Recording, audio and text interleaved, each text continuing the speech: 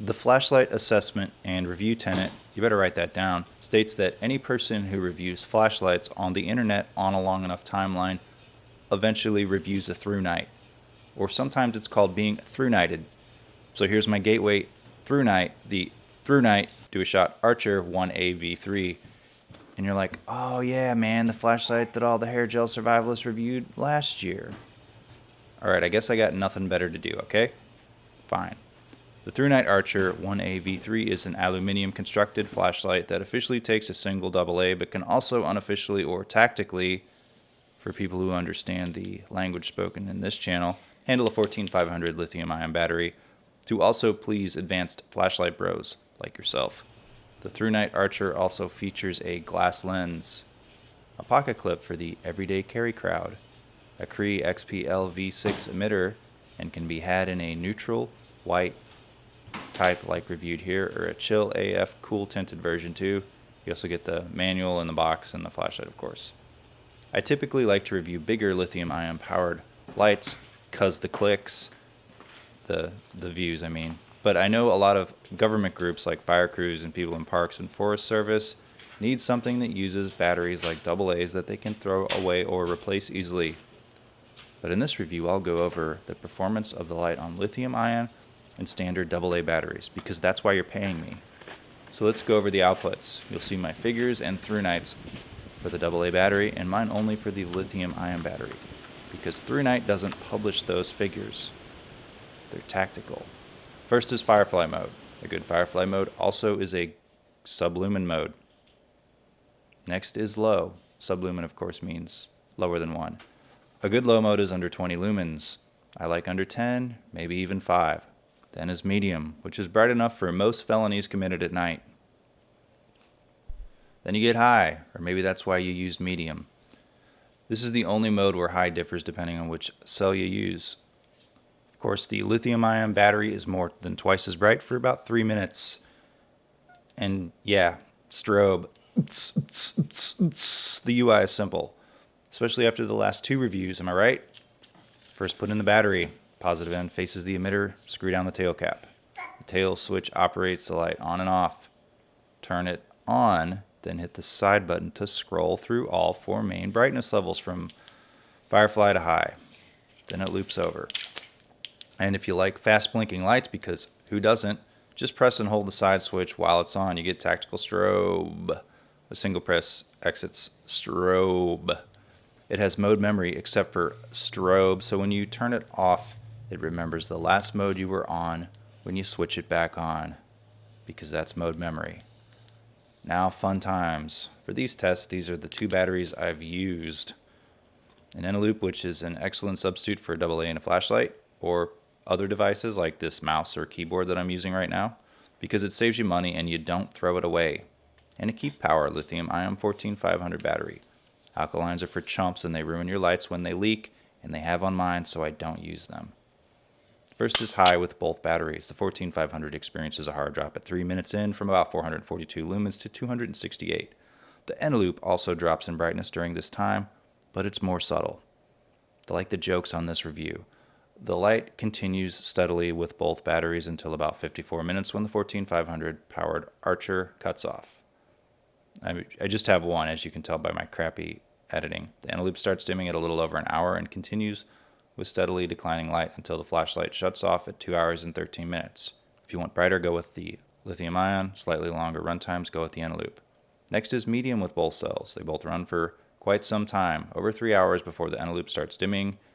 First at 3 hours and 45 minutes, then at 4 hours and 20 minutes. I know, right? The 14500 powered Archer cuts off as the Eneloop is losing light too. The Eneloop finally cuts off at 4 hours and 38 minutes. Remember, I used a protected cell for the 14500. And now we'll do low with an Eneloop, but not a 14500 because I don't got time for that. While the Archer doesn't mention 14500s anywhere, it does mention operating voltage consistent with supporting lithium-ion batteries. Batteries, but I tend to err on the side of caution and use a protected cell. The manual does not state if there's built-in protection. Anyway, low runs for 17 hours and 20 minutes before the dimming starts. And we get about 18 hours and 20 minutes of runtime from an Eneloop on low. Wow. the beam shots. Okay, so what I'll do here is break the beam shots into two sections, one for the light using non-lithium ion batteries for AA's and AAA's. And the second section is for those peeps who aren't afraid of lithium ions. Sorry, that was a little provocative. All the figures you see on screen are my tested figures and my camera settings. My camera is, of course, set to manual because I'm not an amateur. Well, I guess technically I am an amateur.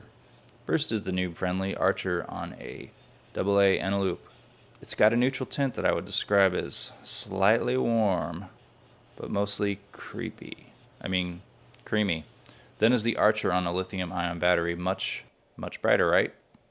Remember, although a 14500 and AA are basically the same size, the 14500 supplies up to 4.2 volts versus the 1.5 volts of a AA battery. Don't use a 14500 battery in a device that's not made for it, dummy.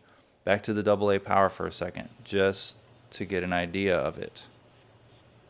Now the dual AA powered Olight S2A in a cool white. This one is going to be brighter because it supplies a similar voltage to a lithium ion battery by using two AA batteries. That makes for a longer light though. Back to the Thrunite for a second. Now the Armytek A1 Pro in warm white. This light also takes lithium ion and AA batteries, just like the Thrunite. That's cool, right? I like the UI of that one. Back to the Thrunite for a second. Okay. Now the old reliable Feinx LD15 that I keep basically just for comparisons, and it seems a little underpowered now. It's got a pretty defined hotspot. If you saw this review way back when, then you must be an OG who remembers when this channel was just known as Hanlen 1. And back to the Archer for a second. And finally the Lumintop IYP-365 pen light. I reviewed it sometime last year. My overall favorite Lumintop light. Not as bright, but thin and long, just like you like, for your pocket.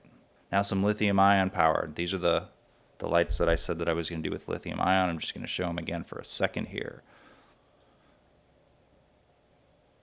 First is the Archer in lithium ion. I won't show it in AA again because you already saw it. Although I'm tempted to because YouTube's algorithm favors people who make longer videos. See what I did there? Now the Olight S2A. Remember that review? It uses two AA batteries too. So it's as bright as a lithium ion light, and I already said that. Now the Archer again for a second. Doot, doot, doot, doot, doot. That's my pole position impression. Now the Armytek Prime using a 14500 this time. It's flexible like the Archer in terms of batteries. So I guess you could say that it's the closest to the Thrunite, which we'll see again for a second. I have to fill up some words here while you see these. I talk good. Then let's do my everyday carry, my Zebralight SC600, which uses a high-drain lithium-ion battery, but in a larger capacity. It's called a 18650. You're like, I know. A battery which has the same voltage output as the 14500 that I'm using in this light, but you know, you can get higher brightnesses because of flashlight science that I'm not going to go into. So that's it there. Let's wrap this up. Thrunite is a real nice light with a good personality that gives a lot of performance for people not wanting to move past leaky alkaline AA or AAA batteries, or those awesome people who use Eneloops instead. But it can also please people who've made the leap to lithium-ion batteries, like me. Okay, I was bragging there in a flashlight review. Get it? It comes in a tint that I like, and the user interface option is nice. I always like dual switch operation. The clip is okay. I prefer a deeper carry clip, like my Zebralight. That way, not much sticks out of the top of your pocket, and it isn't top heavy when wearing thinner clothes, or clothes with thinner material. Like your see-through mesh pants and your penthouse shirt for clubbing. And some people like to know, hey, is it reversible? The answer is yes, but I think it'd be way too front heavy because it's only mountable here. It's a fine everyday carry light for people who want better mode options than on a cheaper single AA light. Also, no visible PWM can be seen on any level. Make sure you watch my video on PWM to see what I mean. The light is waterproof to IPX8 standards, so shallow submersion in water is fine, or rain and snow use is fine. Other fluids, though, you use at your own risk. Thrunite provided this light for review and testing. Make sure you like, subscribe, comment, Follow me on Instagram. Thanks for watching. Beep boop out.